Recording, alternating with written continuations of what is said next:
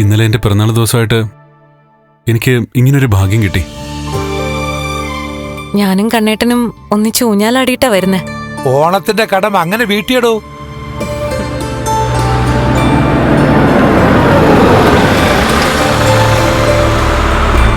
ആ കാർ വന്നല്ലോ. തന്റെ ഡ്രൈവർ വിശ്വസനല്ലേ? അതെ, വർഷങ്ങളായിട്ട് എൻ്റെ കൂടെയുള്ളവരി ഒരാളാ. അയാളെ ഞാൻ വിളിച്ചപ്പോൾ പറഞ്ഞായിരുന്നു ഞാൻ നടന്നു തുടങ്ങിയെന്ന്.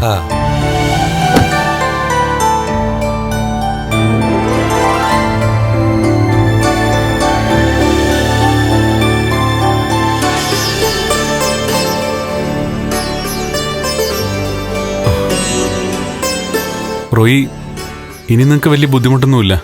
എന്നെ കാറിലേക്ക് പിടിച്ചേറ്റേണ്ട ആവശ്യമൊന്നുമില്ല. അതുപോലെ വീൽ ചെയർ ഇരുത്തേണ്ടി വരില്ല.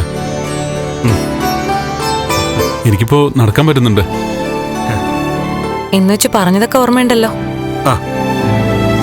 കണ്ണേട്ടന്റെ വീട്ടിലും പുറത്തും ഒക്കെ മറ്റുള്ളവരുടെ മുന്നിൽ വെച്ച് വീൽ ചെയറിലായിരിക്കും സഞ്ചാരം. പഴയതുപോലെ തന്നെ. അറിയാം മാഡം. ഞാനത് എടുത്തു വെക്കട്ടെ.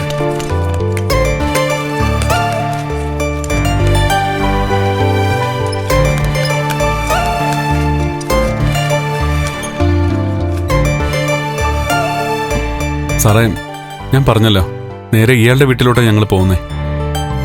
അത് കഴിഞ്ഞ് ആനന്ദുവിൻ്റെ വീട്ടിൽ എത്തണം. അവിടെ ലേഖയെല്ലാം ഒരുക്കി വെച്ചിരിക്കുക. അത് കഴിഞ്ഞ് എൻ്റെ വീട്ടിൽ എത്തിയ ശേഷം ഞാൻ സാറിനെ വിളിച്ചോളാം. സ്വന്തം വീട്ടിലെത്തുമ്പോ നടക്കാൻ തോന്നുന്നുണ്ടെങ്കിൽ വാതിൽ അടച്ചിട്ട് വേണം നടക്കാൻ. ആ സമയത്ത് പോലും കാര്യങ്ങൾ സുരക്ഷിതമല്ല.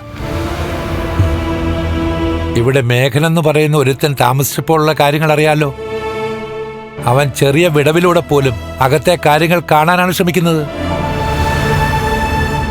അവനെപ്പോലെ ചിന്തിക്കുന്നവരാ വീട്ടിനകത്തുള്ളവര്. അതുകൊണ്ട് രണ്ടാളും ശ്രദ്ധിക്കണം. ശരി സർ, പോവാൻ കണ്ണേട്ടാ.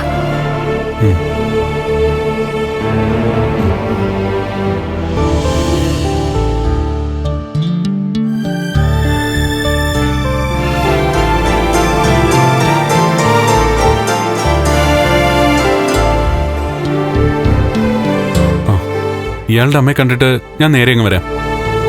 ഞാനിവിടെ വന്നപ്പോഴാണല്ലോ നീ നടക്കുന്ന കണ്ടത്. അതുപോലെ തന്നെ ലേഖം കണ്ടാൽ മതി. ഇടയ്ക്ക് അവള് വിളിച്ചപ്പോൾ പോലും നീ നടന്നു തുടങ്ങിയെന്ന് ഞാൻ പറഞ്ഞിട്ടില്ല. എന്നെ മഹിയം പോലെ തന്നെ അവൾക്ക് സന്തോഷം ഉണ്ടാക്കുന്ന കാഴ്ച അവൾ നേരിട്ട് കാണട്ടടാ. ശരിയടാ. കേറ്.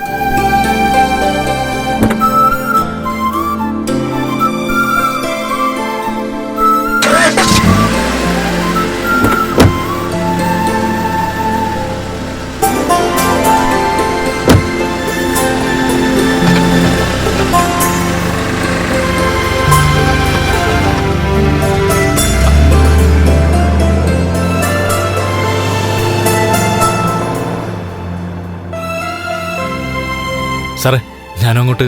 ആയിക്കോട്ടെ സാറേ. ശരി സാർ. ശരി.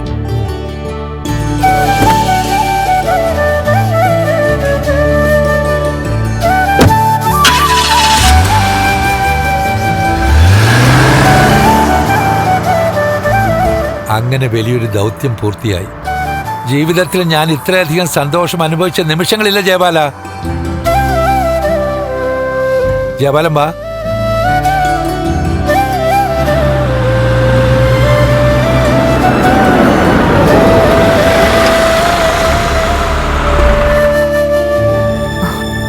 ഇവിടെ കരുണയുടെ അച്ഛനും മുത്തശ്ശിയില്ല. എന്നാലും കണ്ണേട്ടൻ നടക്കുന്നത് അയലത്തുകാരെങ്കിലും കണ്ടാലും പ്രശ്ന. നടക്കുന്നില്ല. വീൽ ചെയർ തന്നെ അകത്തേക്ക് പോ. റോയി. ശരി.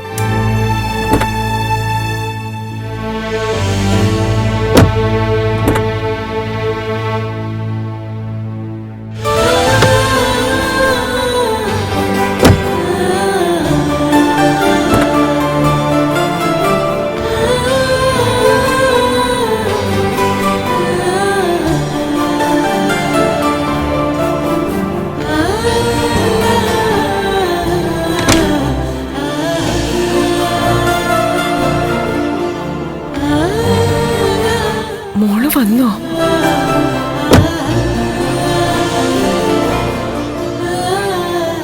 അയ്യോ, മോന് മാറ്റമൊന്നുമില്ലല്ലോ.